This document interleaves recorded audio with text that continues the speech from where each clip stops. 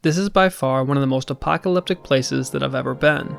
Looking at it today, you might not know that this was once a dense, multicultural neighborhood home to one of the largest iron producers in the region. The Michigan Malleable Iron Company was incorporated in August 1881 at Woodbridge and 20th Street in Detroit. The operation expanded to Jefferson Avenue near the modern-day Ambassador Bridge in the 1880s.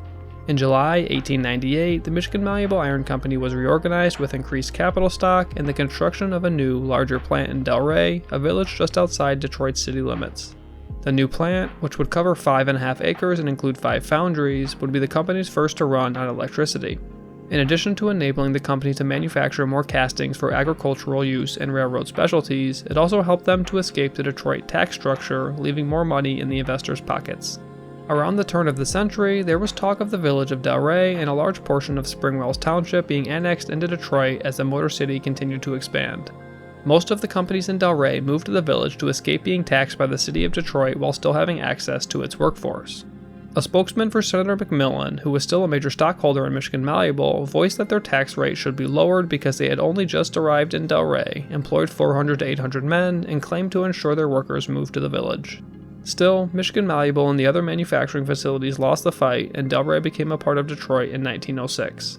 Despite some company camaraderie, things weren't always sunshine and rainbows, and there were worker strikes here on multiple occasions. This includes a sit-down strike in 1937 that led to the first meeting between the company and the UAW, and an agreement that saw a minimum wage of 60 cents for women and 70 cents for men enacted. In 2025, that equates to $13.70 and $16 per hour. There were fires that caught the attention of the local newspapers in 1911 and 1951, with the latter causing $75,000 in damages, over $900,000 in 2025, when an iron core went up and out of a chimney and landed on the factory's roof. The Michigan Malleable Iron Company shut its doors in Delray by 1960.